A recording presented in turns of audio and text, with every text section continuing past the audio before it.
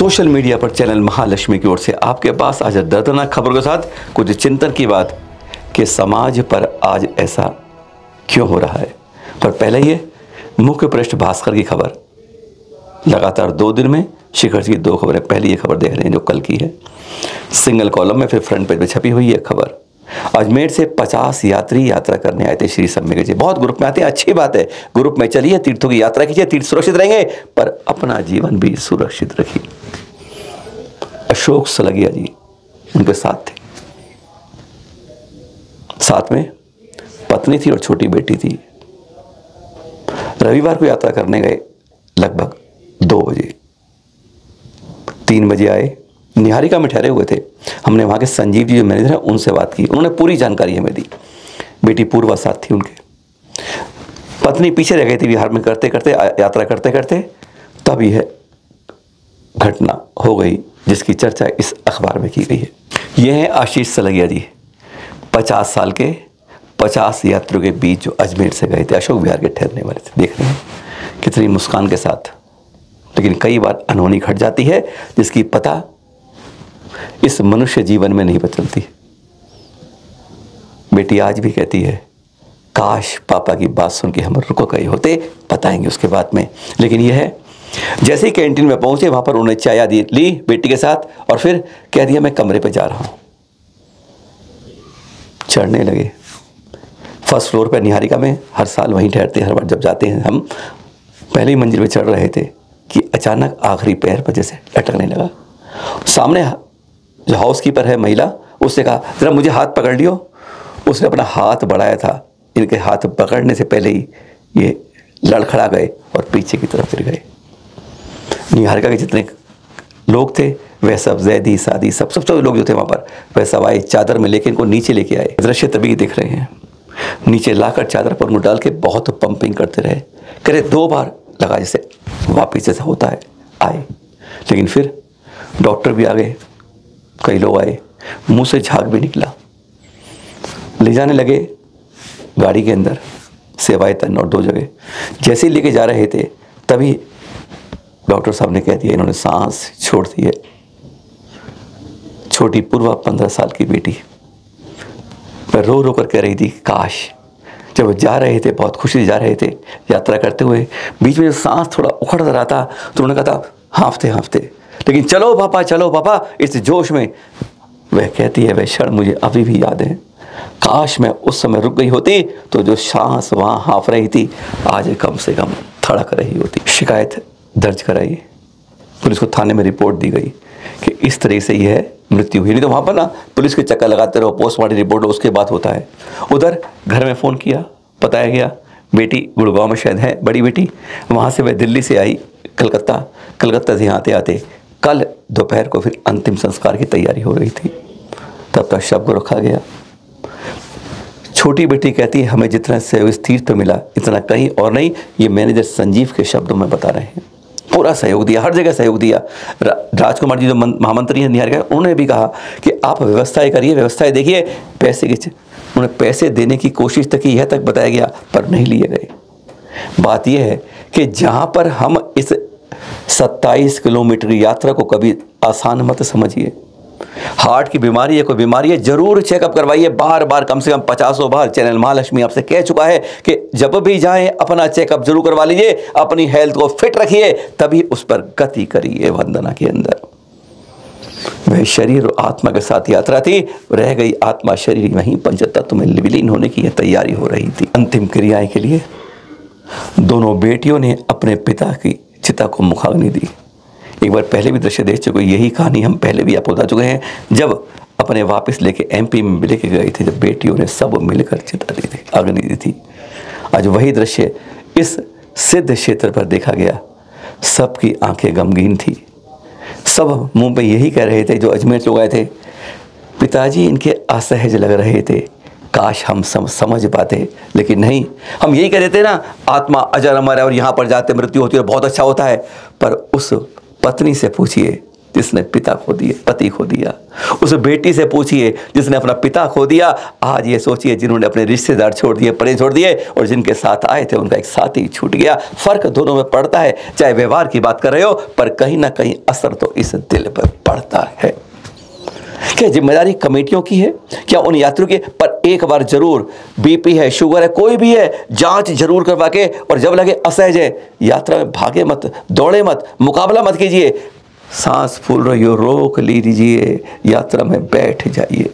और कई बार यही घटना बार बार हम देखते हैं और फिर कोई दुर्घटना सामने आती। क्यों सरकार यहाँ पर एक कार्डियक अरेस्ट आदि के लिए अच्छा इलाज क्यों नहीं करवाती है? क्यों बड़े बड़े तीर्थों पर, बड़े बड़े आसपास में इलाज सरकार के द्वारा किए जाते हैं, पर यहाँ पर नहीं? क्यों है ऐसा? कोई ऐसी सुविधा नहीं है जो बड़ी कोई हादसा हो जाए तो सरकारी कोई अस्पताल की सुविधा मिल जाए? नहीं है ऐसा। आज एक सवाल बहुत बड़ा चिंतन में यह भी आता है, क्यों सरकार स्त्री और इतना अपना ध्यान नहीं देती है? क्या केवल जैन समाज की जिम्मेदारी है, उनकी कमेटियों की? हाँ, कोशिश है, वहाँ पर लगातार सुविधाएं मिलती हैं, पर उस स्तर की जो एक बड़े अस्पताल में मिलनी चाहिए, वह जहाँ लाखों लोग बाहर से आते हैं और 27 किलोमीटर वंदना करते हैं, उस तक ऐसी बात होती है। एक बहुत बड़े चिंतन की बात है, मनन की बात है। और एक और मृत्यु ने वह आंखें खोल दी हैं सरकार के लिए, प्रशासन के लिए। अरे कम से कम जैनों के लिए, इस यात्रा के लिए, पावन के लिए, यहाँ के सैनिकों के लिए कुछ तो ऐसा करके दीजिए। और आज इस खबर ने एक चुका दिया। शिखर जी की बात कर रहे हैं हम। आज ये मुख्य पन्ने पर यह है कि पारसनाथ वंदना मार्ग पर बाइक चलाने पर रोक लगा दी गई। आप सोचो तालियां किसके लिए बजा रहे हैं? उन्हें जैन समाज के लोगों के लिए जो इस तरह की यात्रा करते हैं, उनको शांति मिलेगी।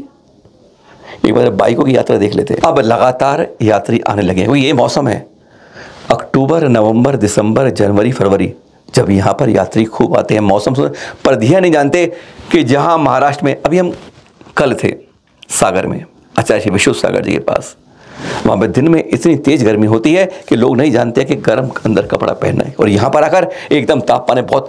जो दक्षिण पश्चिम से लोग आते हैं उनके लिए विशेष रूप से, क्योंकि उन्हें नहीं मालूम ठंड उत्तर की कैसी होती है, और विशेषकर सम्मेशगढ़ की पहाड़ी पर सुबह सुबह जब 3 बजे चलते हैं तब तापमान कैसा होता है, हवा के साथ चलते चलते सीने में क्या असर करता है, नहीं समझ पाते हैं। और उसके बाद ये खबर देखते हैं, बाइक की बता रहे हैं आपको, जब चलते हैं इधर धक्का, उधर फिसली, सीढ़ी खराब, ये खराब, लुढ़क गए, किसी को बोल नहीं सकते, चूं फर्राटा लेके बाइक निकल जाती है और गिरे पड़े, घुटनों को पकड़ के, कंधों को पकड़ के चलने लगते हैं, सरक सरके। किससे कहेंगे? सरकार ने तो रोक लगा रखी है इन बाइकों पर। और अब कल पहली बार गरम गरम जेब करने वाली, अपना हिस्सा मांगने वाली पुलिस पर एक डंडा पड़ा और उसने रोक लगाई।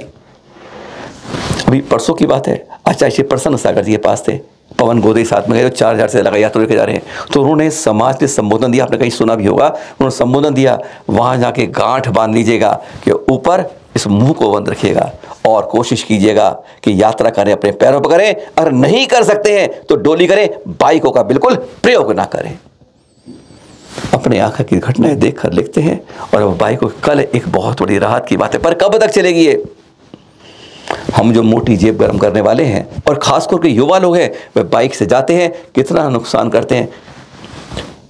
प्रवर्तक सहज सागर जी ने वो तो कहते हैं, तुम यात्रा में पुण्य अर्जन नहीं करते, पाप का हिसाब लेकर साथ आते हो। यह कोई वंदना नहीं होती है, यह तो तुम्हारी मस्ती का एक तरीका होता है। अल्पसंख्यक समाज के, अति अल्पसंख्यक जैन समाज पर किस तरह डंडा चलाना है, न्याय की धज्जियां उड़ानी है। जो परोपकार करे, उपकार करे, उसे सलाखों में बंद करे। तो देख लीजिए चांदखेड़ी का इतिहास देख रहे हैं। हाँ, एक शांति मिली थी जब शुक्रवार को अदालत ने कहा कि ऐसे कोई प्रत्यक्ष प्रमाण नहीं मिलता कि प्रथम दृष्टया में इन्होंने चोरी की हो, कुछ किया हो। अफसोस तो यह होता है एफआईआर दर्ज की गई और उस एफआईआर एक जैन ने भी उस शिकायत में दर्ज करवा लिया। यानी वह भी ऐसा है कि अपने ही हुकुम चंद जैन काका के नाम से प्रख्यात, जिनके कार्यों पर आज पूरा गर्व होता है जैन समाज को, उन्हीं को कटघरे में खड़ा करने के लिए अपना भी नाम 31 के अंदर लिखवा दिया कि हाँ इन्होंने दोषी हैं। आज हैरानगी होती है, आज जैन समाज के साथ ऐसा कलंकित व्यवहार क्यों किया जाता है। अदालत ने जमानत पर रिहा कर दिया शुक्रवार को, उससे पहले 12 तारीख को गिरफ्तार कर लिया। नेकी कर कुएं में मत डाल, गले में फंदा डाला, जैन समाज के साथ यह हो रहा है।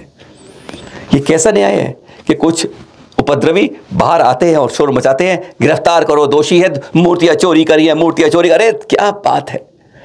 सब कागज लिखा पढ़ा सब कुछ साफ करके सबके बड़े एक दूसरे समाज के लिए उनकी भगवान को उनको वापस करके वापस ही नहीं किया, उसके लिए मंदिर बनाने की जगह देते हैं।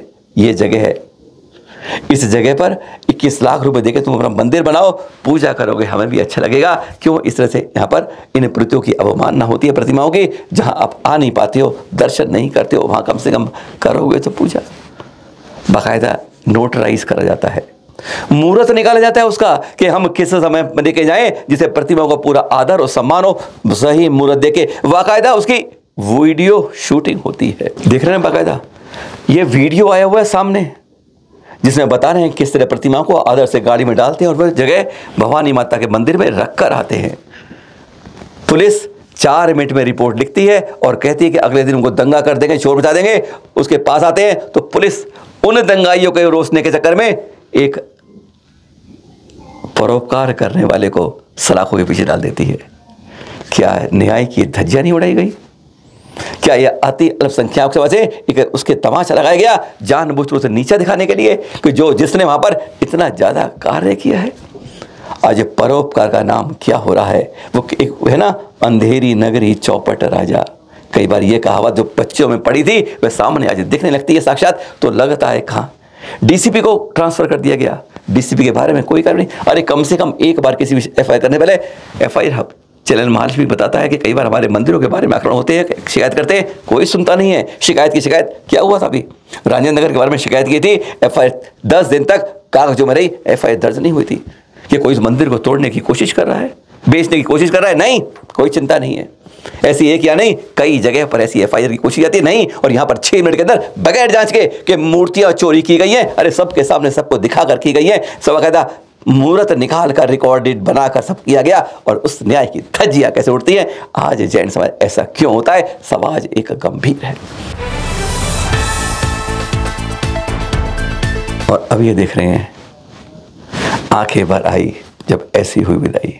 ऐसा ही होता है जब कोई संत किसी जगह पे आते हैं तो सोना सोना होता है। और कारण जब वर्षा योग वहाँ होता है तो कहते हैं एक प्रकार से बहते पानी को बांध बना के रोक दिया जाता है, गदगद हो जाता है। जब उस बांध से हम कोई बिजली बनाता है, कोई सिंचाई करता है, जगह जगह उसके उस संत के रुकने से प्रयोग होते हैं, उपयोग होते हैं। लेकिन जब वह कहते हैं अब बांध खोलने का टाइम आ गया है, उसके बहने का टाइम हो गया है, तो सचमुच वह बहता पानी आंखों को भी भीगा कर देता है, यहाँ से भी पानी आ जाता है। वही दृश्य देख रहे हैं जब टोंक की धरा से गुरुवर आचार्य श्री वर्धमान संघ का विहार होता है।